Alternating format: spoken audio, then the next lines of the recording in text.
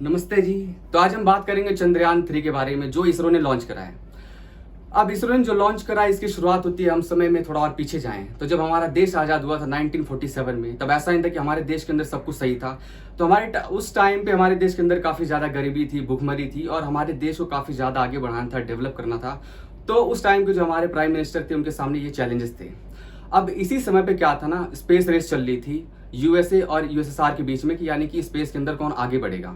तब 1957 के अंदर जो यूएसएसआर था तो दुनिया में सबसे पहले उसने अपनी एक सैटेलाइट को लॉन्च करा स्पुतनिक के नाम से, ठीक है। अब ये जब हमारे प्राइम मिनिस्टर ने देखा, उस टाइम पे इंडियन भी सब कुछ चीज़ों को देखा, तो हमारे जो प्राइम मिनिस्टर थे ना वो जानते थे कि अगर हमारे देश के अंदर से गरीबी को कम करना है, हमारे देश को आगे बढ़ाना है, डेवलपमेंट करना है, तो हमें साइंस के अंदर काफ़ी ज़्यादा आगे प्रोग्रेस करनी पड़ेगी, ठीक है। तो पार्लियामेंट के अंदर वो एक रेजोल्यूशन लेके आते हैं और उसके बाद एक जो डिपार्टमेंट ऑफ एटॉमिक एनर्जी बनाई जाती है। इसका मेन काम क्या होता है कि जो स्पेस हो गया, आउटर स्पेस के अंदर जो एक्सप्लोरेशन होती है उसे करने के लिए इसका मेन काम था। और उसके जो हेड थे होमी जे भाभा थे। अब होमी जे भाभा के अंदर उन्होंने एक स्पेस रिसर्च एक कमेटी बनाई, तो इस कमेटी के जो चेयरमैन थे विक्रम साराभाई थे। तो अगर कहते हैं किसी देश की जो दशा और दिशा बदलते हैं, अगर किसी ने मतलब कि अपने स्पेस के अंदर बहुत ज़्यादा काम करा था वो थे विक्रम साराभाई। तीनों स्पेस के अंदर बहुत ज़्यादा कंट्रीब्यूशन करा। अब देखो, साल 1963 के अंदर इंडिया सबसे पहला अपना रॉकेट लॉन्च करता है जो कि यूएसए का होता है।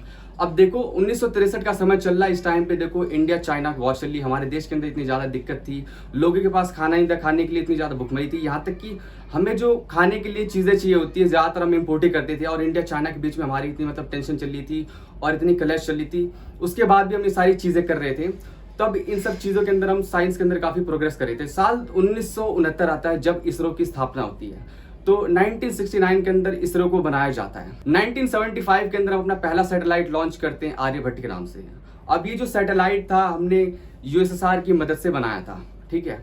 अब 1975 के बाद हम अपने जो लॉन्च व्हीकल होते हैं उसे बनाते हैं। 1980 में पीएसएलवी होगा, जीएसएलवी होगा, इसके ऊपर काफ़ी काम करते हैं, इन सबको डेवलप करते हैं।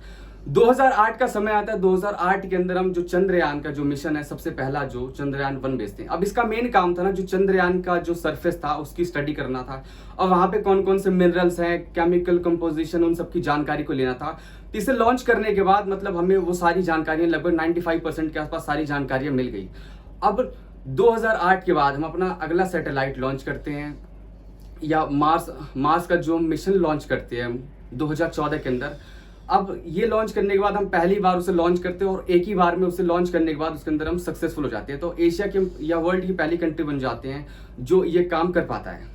अब जब हम चंद्रयान जो फर्स्ट करते हैं तो उसके अंदर हमें एक पानी होता है चांद के अंदर, हमें पानी मिलता है, ठीक है, लेकिन लिक्विड फॉर्म में नहीं, थोड़ा क्रिस्टल की फॉर्म में मिलता है। तब ये करने के बाद जो अगला मिशन होता है चंद्रयान 2 जो 2019 में स्टार्ट होता है, ठीक है। तो जो चंद्रमा है, अब चंद्रमा का देखो एक आगे वाला साइड होता है, वहां पे जो सूरज की रोशनी होती है वहां पे हमेशा आती है। अभी जितने भी चांद पर अगर किसी ने मतलब कि मिशन को लॉन्च करा है या अपने रोवर को लॉन्च करा है तो वो इक्वेटोरियल साइड पे लॉन्च करा है जहाँ पे सूरज की रोशनी आती है और उसका जो सरफेस होता है मतलब उतना बुरा नहीं है, उतना उबड़ खाबड़ भी नहीं है, उतना ज़्यादा गड्ढे नहीं है। लेकिन हमने जो दूसरा मिशन लॉन्च करा था चंद्रयान 2 का, हम साउथ की साइड लॉन्च करना चाहते थे क्योंकि उसका कारण ये है क्योंकि वहाँ पे देखो हमें बहुत सारी जानकारियाँ मिल सकती थी। हम वहाँ पे अगर वाटर को हम जानना चाहते, उसके बारे में जानकारी जानना चाहते तो वहाँ पे मिल सकती है, क्योंकि जो चंद्रमा है वहाँ पे जो साउथ साइड है या उसके नॉर्थ साइड में चले जाओ पोल में, तो वहाँ पे हमेशा अंधेरा होता है। तो अंधेरा होने की वजह से क्या है ना, उसका जो टेम्परेचर है एकदम बहुत ज़्यादा ठंडा होता है, लगभग -230 डिग्री के आसपास होता है, यानी कि जो बहुत ज़्यादा ठंडा होता है। अगर वहाँ पे तुम किसी रोवर को भी भेज दोगे तो वहाँ पे वो ज़्यादा काम नहीं कर पाएगा, क्योंकि देखो इतनी ज़्यादा ठंड के अंदर कोई मशीन काम कर ही नहीं सकती है, क्योंकि उसे एनर्जी उतनी मिलेगी नहीं कि वो वहाँ पे आगे काम कर सके। तो जो दूसरा हमने चंद्रयान का भेजा था तो हम लगभग सक्सेसफुल ही थे, लेकिन 2 किलोमीटर से पहले हमारा जो कनेक्शन होता है उस सैटेलाइट के साथ हमारा कनेक्शन टूट जाता है। तो अब हम ये तीसरा अपना जो लॉन्च कर रहे हैं चंद्रयान मिशन 3, अब ये हम चाहते हैं कि ये वाला हो जाए, जिसके चांसेस हैं, पॉसिबिलिटी है कि ये अच्छी तरह से हम सब सक्सेसफुल हो जाए, जिसके लिए लगभग 40 दिन लगेंगे। अब उसका कारण ये कि जो हम पिछला लॉन्च करा था वो काफ़ी ज़्यादा कॉम्प्लेक्स था, काफ़ी ज़्यादा मुश्किल था, और जिस सैटेलाइट से हमने लॉन्च करा था उसकी कैरिंग कैपेसिटी उतनी ज़्यादा नहीं थी। लेकिन इस बार वाली में जिसमें हमने लॉन्च करा उसकी कैपेसिटी भी उससे काफ़ी ज़्यादा है, और इसमें एक लैंडर है और एक रोवर है। तो लैंडर के अंदर से रोवर निकलेगा और उन सारी जानकारियों को इकट्ठा करेगा। हम ये जानना चाहते हैं क्योंकि देखो जो चंद्रमा का जो साउथ वाला साइड है अब जब स्टार्टिंग में बिलियंस मतलब काफ़ी अरबों साल पहले जब यूनिवर्स बनना स्टार्ट हुआ था, तो इस टाइम पर भी मतलब कि हमें उसकी काफ़ी ज़्यादा जानकारी मिल सकती है, क्योंकि चंद्रमा का जो कई सारे जो साउथ का साइड है वहाँ पे कई ज़्यादा क्रेटर यानी कि बहुत ज़्यादा वहाँ पे गड्ढे हैं। तो अगर मान लो अगर पानी की अगर कोई फॉर्म होती भी है वहाँ पर, तो इतना ज़्यादा ठंडा टेम्परेचर है कि वहाँ पर अगर पानी होगा भी तो क्रिस्टल की फॉर्म में होगा।